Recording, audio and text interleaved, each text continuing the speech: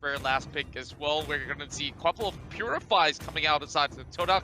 And now, let's see where or not can Team SMG equalize the scores to bring it in. And make it as hyped as possible. No worries, no worries. I'm super excited for this game because I've been talking to, like, you know, behind closed doors because I didn't want to give this away. But, you know, Hanzo is something that I've always been very interested in after they've given him like quite a number of buffs just to make him relevant in this game. He's going to be able to steal so many buffs. And I personally don't think that this is exactly the, you know, the best way to utilize him. As of right now, I do think that he should have stolen the buff, stolen the red buff very, very early on. That should have been the high contestation point. But notice how Todak is responding. They're going towards the enemy blue buff to look to compensate. And Team SMG, this might mean a fight.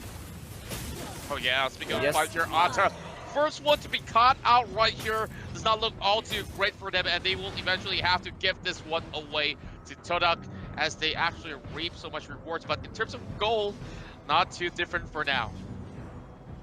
Yep, they just kind of have to hold their ground here.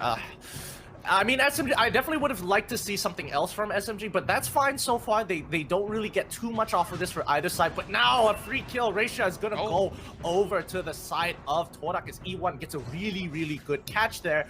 Looks like Team SMG is kind of disrespecting the space that E1 can create.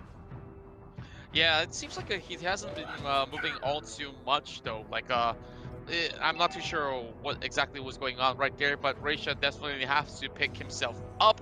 And, of course, Todak here playing extremely aggressive. They're going in for those jungle movements again. And River Crab's going to be pretty much contested here with the protection of E1 as well as Moon. And they're definitely ready to set up this dive. Yep, and there they go. They've already jumped with the bouncing ball to stop anything, but the Brilliance is popped instantaneously. Reisha dodges a lot of damage there. Really nicely played. Reisha with some great finger movement, allowing him to survive that dive. Todak just wasted their time and are forced to back off. Team SMG, can they look to punish here? Because bot lane is getting shoved in pretty hard, but we don't see a lot of rotational movement from the mid lane from Cho and the Hanzo. And of course, now it's going to be Axior, who actually will be negating a little bit of that sort of mid lane pressure for a little bit more. But over the top side, though, we're going to be able to actually see another contest for that River Crab. But 3 versus 2, and they are right now diving over the side of Nanas, almost popping that Firaga armor. He will be pretty much safe and sound for now. But there goes Axe, goes in with the great pickoff out of nowhere. And there's no time for the Selena to even get anywhere close. Man, yeah, what a way to actually turn back here. Yeah, they actually go for a really good dive. They just use the demon form, the demon spirit form from the side of the Hanzo to kind of initiate the dive, absorb the damage, and, you know, waste the abilities coming from Todak. They end up getting two for nothing there. However, Todak, being very efficient with their movements, are stealing away the red buff on top of getting first turret down on the bottom side. They are looking to trade objectives. Team SMG will come up ahead, but only by a very small margin. Yeah, of course. Now, with that sort of margin being created, and it's going to be pretty much an SMG's turtle up for grabs. But oh no, Way of the Dragon will get that killing spree. As we can see, even more of that sort of pressure coming in towards the river side. Oh, great slap dunks coming in from Ata as he'll try to escape out of this one. But Ata, he survived with a slither of health. Oh, I thought that Abyssal Trap was gonna, Proc was gonna kill him, but now E1, again, being very, very annoying. He isn't afraid, and it's kind of messing with Team SMG because they can't exactly tell whether or not they are under a significant amount of pressure, as Reisha is the next to fall. AX goes to try and salvage the situation, but now he's under a lot of trouble, under lethal damage. E1 should be A-okay. Arthur doesn't have enough damage to actually pull this off, and Tarkus gets stopped. His rotation gets stopped by Xborg just to ensure that no one is there to reinforce that blue buff. That's right. Now, with that being said, it's going to be a little bit more interesting as there's a lot of space being created as well across the map with the loss of the mid lane turret for SMG, which means that Todak will have to will just open up the top side here while SMG now actually focus over to the bottom side, trying to actually take down this Esmeralda. And of course, Winter Dragon being used, but there's a lot of heavy commitment coming from this side, which means Takis is going to be left alone to defend this, and he will give this one away as well. Yeah, so far, I'm waiting for Smooth to really like pop off into this game, but he needs the items first. He needs to be able to steal everything. We can see here Cho just hiding in the brush, giving information to the rest of Team SMG so they know where to rotate. You can see the bottom side. The moment you saw Torak move towards it, they start backing off. That's the information being fed from Cho. Yeah, and now, of course, so with the Cho pretty much getting so much of all these sort of pickups here, I'm definitely thinking of how exactly is late games going to be like for them. Oh, no, seems like there's going to be a little bit of a pickup here over on towards Arta as he gets caught up all by himself. And Team SMG, they are pretty much split up. And Esmeralda over the back, though. It's pretty X-Ray trying to actually hop up. A lot of damage has been done. And, oh, man, he won't be able to live to tell the tale as X-Ray will cut off one way from the bottom.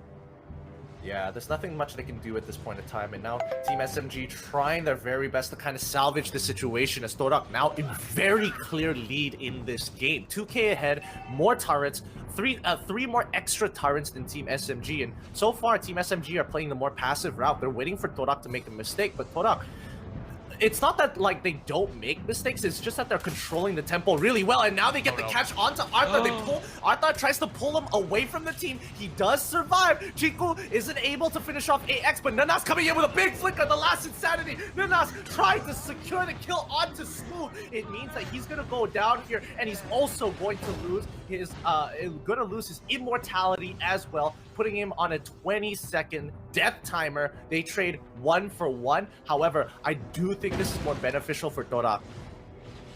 Yeah, and of course, Torak, although they have a real rough dive in towards uncharted territories right there, they are getting all these members of Team SMG suppressed and occupied at the same time. And now they completely demolish all the tier 2 towers as well. So only 3 more turrets being left out in the open.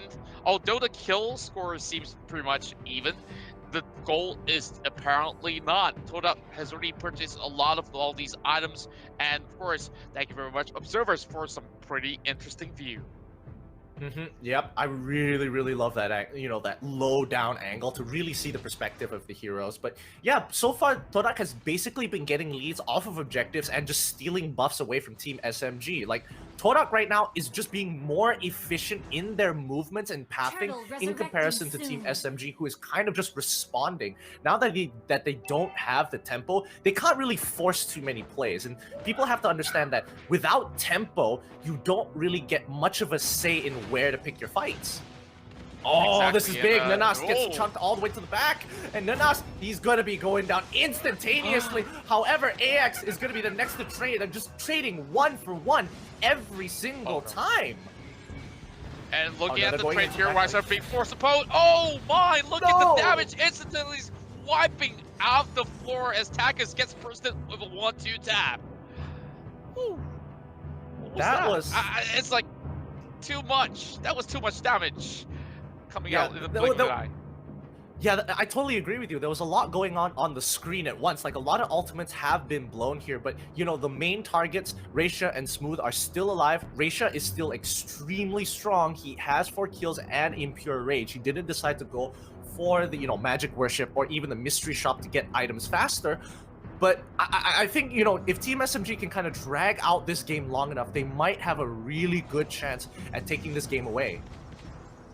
Yeah, of course, they really need to actually drag the timers out. It's only 9 minutes of play, though.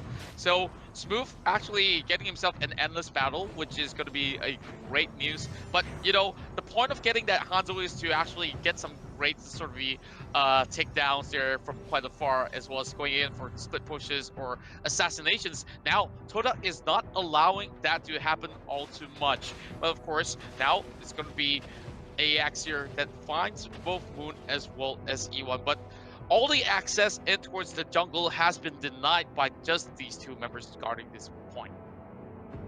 Yep, they are just gatekeeping, making sure that Team SMG can't go out to get farm, and you can see that the goal lead is just significantly increasing here. Before this, it was only 4k. Now they've developed at least a 7k goal lead against Team SMG, and we know, based off of pro play and a lot of regular season, that the moment a team gets at least 7k, if not 5k more, it becomes a very difficult game to come back from. That's right, and we're definitely looking at Team SMG desperate to actually push in towards getting that Lord, but E1, of course, getting himself in towards a pretty interesting angle here. Well, on his Atlas, he's just trying to actually disrupt him for a little bit more, while Todak is already dropping that Lord in towards 50%.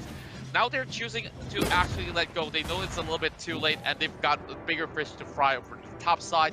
So, of course, they are trying to actually halt that wave for the current standpoint. Chiku here with that blade of display already being built up. Yep, they're just trying to hold their ground here, and I don't know, because Todak has now hit the 32k gold lead, and Wow. that's a pretty significant power spike, and you can already see by the items alone that like Todak is ahead. They've hit their third item power spike, and for most cases, especially for the side, especially for the hyper carries like Chiku, like X-Ray, those three core items is pretty much enough to end anybody on the side of Team SMG if they get caught out. So they have to be very, very wary in this upcoming fight, because it's going to be a make it or break it for Team SMG if they want to stay in the competition. That's right, and we're looking at Chiku now actually getting so much of that gold. But everyone else, the last time that we brought up that gold chart here, everyone's at 5k for the side of Team SMG, and now here comes the dive coming in, as well as they are looking to actually catch it for the side of Smooth. But of course, with a little bit of that sort of the pressure, the top side will crack, and they have to deal with the Lord before defending it towards the mid side as well. And now they're going to commit beautiful last insanity and towards 3 members of SMG as they will nail it down the base. This might just be the perfect 2-0 for the side of Todak, but instead they are still finding their way, and it will be Todak here with a clean sweep heading up towards the brackets here.